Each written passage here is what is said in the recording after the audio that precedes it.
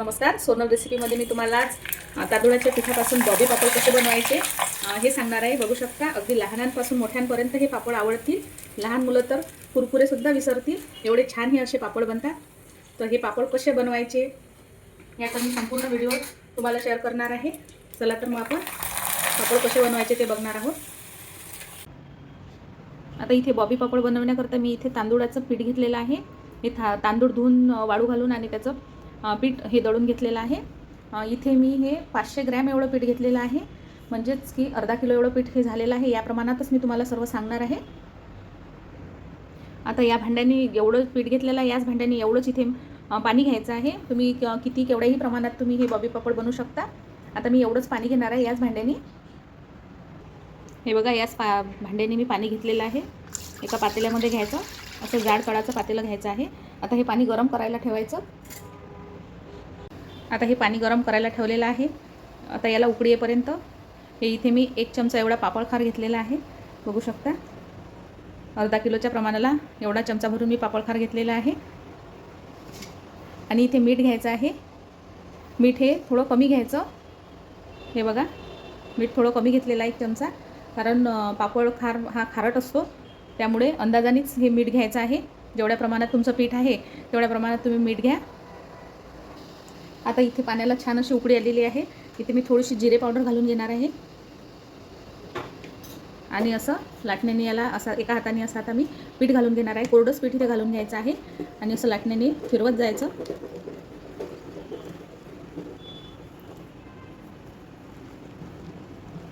सर्व पीठ मी इथे घालून घेतलेलं आहे.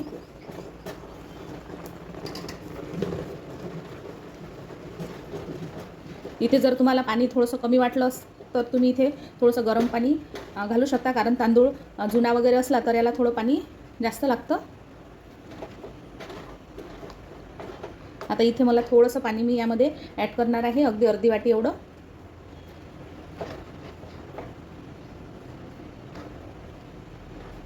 पाणी हे गरमच टाकायचं. आता इथे मी हे बघा, अगदी अर्धी वाटी एवढं मी पाणी घालून घेतलेलं आहे. गरम पाणीच आपल्याला हे घ्यायचं आहे.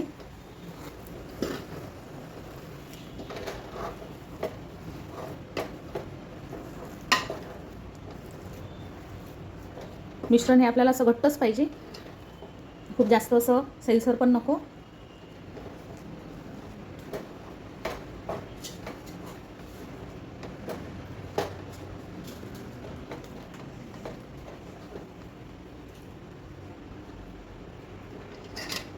आता असं झाकून ठेवणार आहे मी. 5 ते 7 मिनिटासाठी असं झाकून ठेवायचं आहे. नंतर आपण बघू. गॅसची फ्लेम ही एकदम स्लो करायची आहे.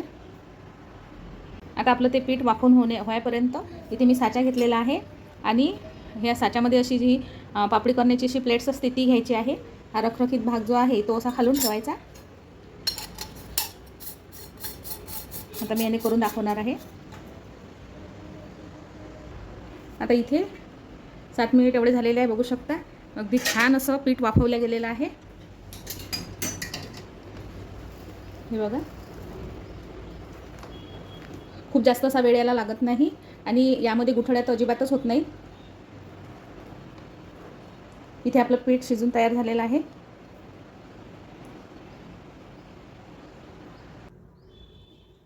इथे आपलं पीठ छान असं शिजून झालेलं आहे. यामध्ये अजिबातही गुठळ्या होत नाही. बघू शकता. आता हे मी पापड करायला घेते. खूप जास्त असा वेळ पण याला लागत नाही, अगदी झटपट असे हे पापड बनतात. आता या साच्यामध्ये मी इथे हे भरून घेणार आहे. इथे मी गॅस बंद करते.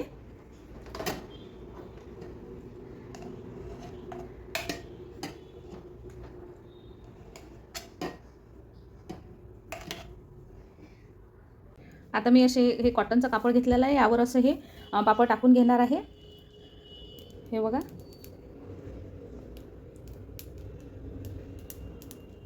छान असे निघत आहेत.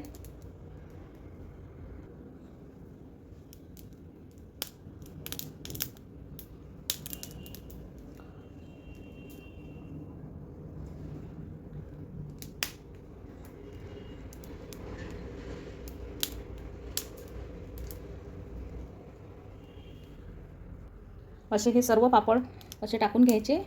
तुमच्याकडे जर ऊन येत असेल तर उन्हामध्ये ठेवायचे किंवा फॅनच्या हवेतसुद्धा सुकतात. हे बघा, अजिबातही तुटत नाही.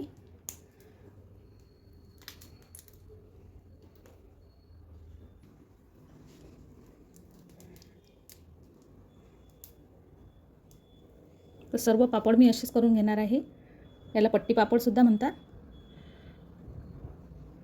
हे सुकल्यानंतर अगदी वेगवेगळे होतात.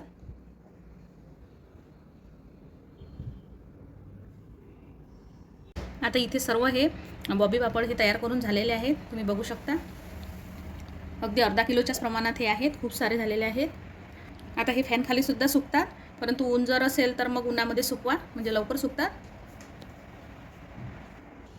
इथे हे पापड मी उन्हामध्ये सुकून घेतलेले, अगदी 2 दिवस उन्हामध्ये सुकून घेतलेले आहे.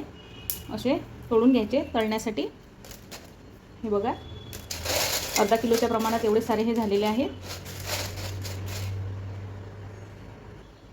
आता मी तुम्हाला एकदा आणखी तळून दाखवणार आहे. तळल्यानंतर तर हे दुप्पट तिप्पट असे फुलतात.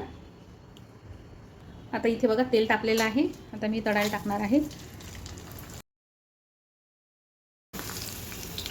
हे बघा, इथे असे तेलामध्ये टाकायचे. हे बघा किती फुलतात हे.